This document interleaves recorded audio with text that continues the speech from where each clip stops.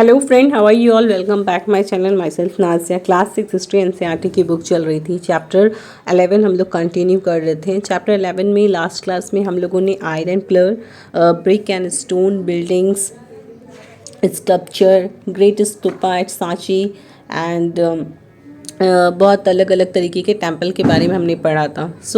अब देखिए यहाँ पे बात करते हैं कि स्तूपास और टेम्पल्स को किस तरीके से बनाया जाता है। How were stupas and temples build. So एक स्तूपा टेम्पल्स को बनाने के लिए बहुत ज़्यादा स्टेजेस हुआ करती थी और इसमें बहुत ज़्यादा महंगा खर्चा हुआ करता था, बहुत ज़्यादा पैसा लगता था। और जब पैसा बहुत ज़्यादा खर्चा होता था तो इसको बनाने वाले लोग बहुत ज़्यादा इंपॉर्टेंट पर्सनस होंगे। और वो कौन होंगे? वो किंग्स और क्वीन होंगे। और किंग्स और क्वींस के अलावा कौन पैसे खर्चे कर सकते हैं? ट्रेडर्स, मर्चेंट, जो बिजनेस में इन्वॉल्व होते हैं वही लोग पैसा लगा सकते हैं, बना सकते हैं। तो सबसे पहले क्या होता था कि आपको एक गुड क्वालिटी का स्टोन ढूंढना होता था। उस स्टोन को कैरी करके आपको ट्रांसपोर्ट करना था जहां पर आपको वो बिल्डिंग बनानी है। फिर इन रफ ब्लॉक्स को क्या करना पड़ता था? शेप में लाना पड़ता था। देन इसको काफ करके पिलर्स वगैरह में पैनल्स बनाना है, वॉल्स के लिए या फ्लोर्स के लिए या सीलिंग्स के लिए। सो ये सारी काम करनी पड़ती होगी।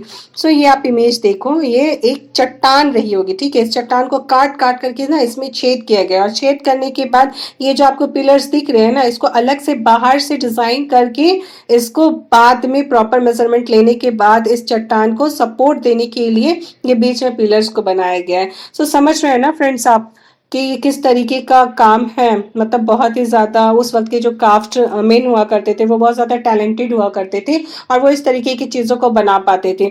सो किंग्स और राजा रानी के पास पैसा कहाँ से होता था? ट्रेजर से, उनके खजाने हुआ करते थे जो, और वो खजाना कहाँ से भरता था? लोगों के टैक्सेस से भरते थे। और इनसे क्राफ्ट पर्सन्स वगैरह को पैसे दिया जाते थे इस तरीके की चीज़ों को बनाने के लिए। इसके बाद उसके अलावा बहुत सारे भक्त आते थे इन साइट पर टेम्पल्स में, और वो क्या करते थे? अपने साथ गिफ्ट्स लेकर के आते थे। उन गिफ्ट्स को वो देते थे। ठीक है, पैसे भी दे करके जाया करते थे। तो जैसे फॉर एग्जांपल एक एसोसिएशन आया था आइवरी वर्कर्स का, जिसने क्या किया था? एक ब्यूटीफुल गेटवे सांची में जो बना है उसके लिए पेंट किया था।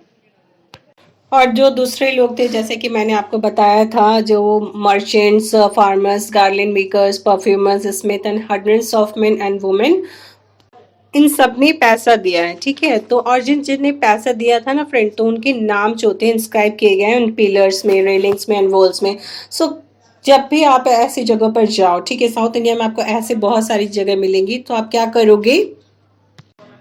वहाँ के इंटीकेक आर्ट वर्क को समझने की कोशिश करोगे। खासकर आपको अगर ऐसी जगह देखनी हो तो महाबलीपुरम, ऐहोल और बदामी, ये सब जगहों पे आप जाकर के देख सकते हो। मदुरई, आप यहाँ जाकर के देख सकते हो कि उस समय के मास्टर क्राफ्ट्समैन, उनके टैलेंट्स को आप देख सकते हो। इस फिगर में आपको क्या नजर आ रहा है फ्रेंड? देखिए, ये जो फिगर है ये sculpture from the national museum new Delhi. इस केव्स को देखो आप किस तरीके से काट रही है। चट्टानों को जो काटी जा रही है, कैसे काटी जा रही है? स्कल्पचर जो लगे हुए हैं, देखिए वो खंजर को काट रहे हैं चट्टान को। सोचिए कितना मुश्किल रहा होगा, कितना वक्त लगता होगा इस चट्टान को काटने में, इस खंजर के। सो आप समझ ही सकते हो कितना मेहनत का काम होगा ये। और मेहनत के साथ साथ इसमें टैलेंट भी जरूरत, सिर्फ काटना ही नहीं पागलों की तरह, बल्कि एक शेप में काटना चीज़ों को। ठीक है फ्रेंड। सो यहाँ पे एक लेफ्ट में आपको ये जो चट्टान काट के फिगर दिख रहा है, ये एक जैन मोनास्ट्री है फ्रॉम उड़ीसा की। ये 2 स्टोरी बिल्डिंग है। ठीक है, रॉक सरफेस में काट काट करके बनाए गए हैं। इसका इंटरेस्ट देखिए आप, रूम्स का। जैन मॉन्क्स वगैरह इसमें रहा करते थे और मेडिटेट किया करते थे। सो पेज 14 में आपको एक रॉक केव दिखाई थी, उसके कंपैरिजन में अगर आप इसको देखोगे तो ये बहुत ही अलग है और बहुत तरीके से बनाई गई है। जो पेज 14 में केव बनाई गई थी और इसमें बहुत ज़्यादा डिफरेंट है। अब हम पेंटिंग की बात करते हैं। देखिए आप अजंता को देखो, मैप 7 पेज 105 में देखें आप, अजंता नज़र आ रहा है? तो देखिए ये रहा अजंता। सो आपको अजंता दिख गया। अब आप यहाँ पे देखो, अजंता एक ऐसा प्लेस है जहाँ पे बहुत ज़्यादा केव्स को खुदाई करके हिल्स के अंदर रहने की जगह बनाई गई है। मतलब हिल्स में चट्टानों को खोद करके वहाँ पे नेचुरल केव्स बनाई गई है रहने के लिए अजंता में, ठीक है। और इन केव्स में बुद्धिस्ट मॉन्क वगैरह रहा करते थे और ये मोनास्ट्रीज की तरह काम किया करते थे। जब बुद्धिस्ट मॉन्क रहा करते थे तो बहुत सारे क्राफ्ट मीन्स डेकोरेट किए हैं, पेंटिंग्स किए हैं। सो यहाँ पे आपको बहुत अच्छे अच्छे पेंटिंग्स मिलेंगे। ओके, जैसे फॉर एग्जाम्पल अगर आप इस केव के अंदर जाओगे तो आप देखोगे कि अंदर से जो केव था ना बहुत ज़्यादा डार्क अंधेरा हुआ करता था। तो उस वक्त पेंटिंग कैसे बनाई जाती थी फ्रेंड्स? मिसालें जला करके, आग जला करके, लाइट ऑफ टॉर्चेस के थ्रू बनाई जाती थी। और 1500 साल के बाद भी कलर्स दिखे जाते हैं। और वो कलर्स कैसे बनते थे? प्लांट्स और मिनरल्स से। जिन आर्टिस्ट ने इस पेंटिंग को बनाया है उनके बारे में आज तक हमको पता नहीं है फ्रेंड। नाम उनका लिखा गया है, जिन किंग, क्वींस, मर्चेंट्स एसोसिएशन ने पैसे दिए हैं उनके नाम इंस्क्राइब किए गए हैं। पेंटर्स के नाम्स को इंस्क्राइब नहीं किया गया है और ना ही हमें इसके बारे में नॉलेज है। सो अब हम बात करते हैं द वर्ल्ड ऑफ बुक्स की।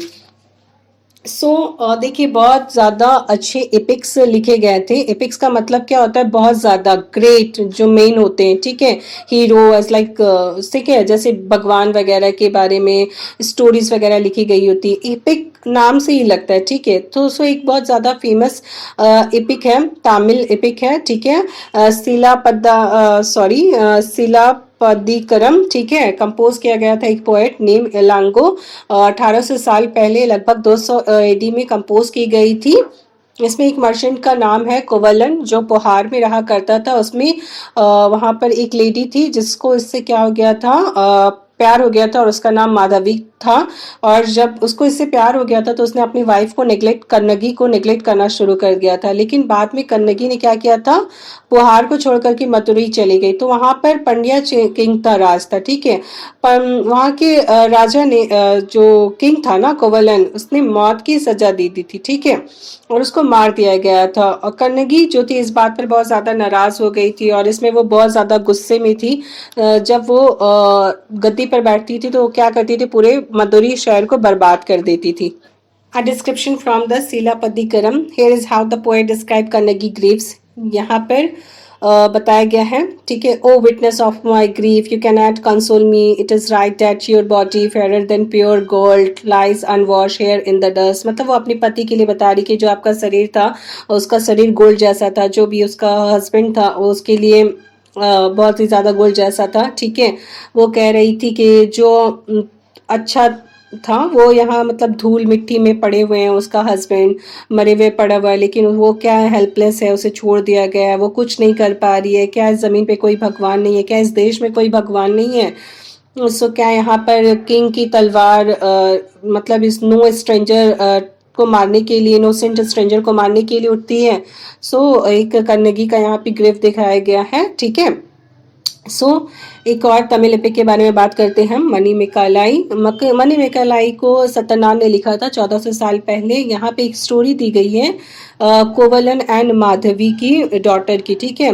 कोवलन माधवी से प्यार करती थी, बल्कि कोवलन इसकी बेटी जो थी, बीवी जो थी कन्नगी थी, ठीक है। ये एक ब्यूटीफुल कंपोजिशन स्कॉलर्स को बहुत सेंचुरी तक नहीं मिली थी। कुछ साल पहले ये मैन्युस्क्रिप्ट रीडिस्कवर हुई थी। उसके बाद कालिदास आए थे जिसके बारे में हमने चैप्टर 10 में बात की थी। कालिदास ने बताया था कि जो राजा थे, पंडित थे, उनकी लैंग्वेज संस्कृत थी और जो नॉर्मल लोग थे उनकी लैंग्वेज थे प्राकृत। नेक्स्ट है अवर्स फ्रॉम द मेघदूत। देखिए मेघदूत जो है कालिदास की one of the best poem जानी जाती है, जिसमें एक मॉनसून क्लाउड दो लवर्स के बीच की बातों को बता रहा है कि see how the poet describe the breeze that will carry the cloud northwards. ये call breeze delightful as it touch with the fragrance of the earth stolen by your showers, inhaled deeply by elephant, causing the wild figs to ripen, will blow gently as you go. So nature से connect करके कालिदास ने मेघदूत के दो lovers की feelings को बताया है। So friend आज के लिए इतना ही। होप आपको चीज़ें समझ में आ रही होगी और ये आपके लिए यूजफुल होगा। आपके लिए अगर ये यूजफुल है तो प्लीज़ चैनल को सब्सक्राइब कर दें, वीडियो को लाइक कर दें, शेयर कर दें। Thank you.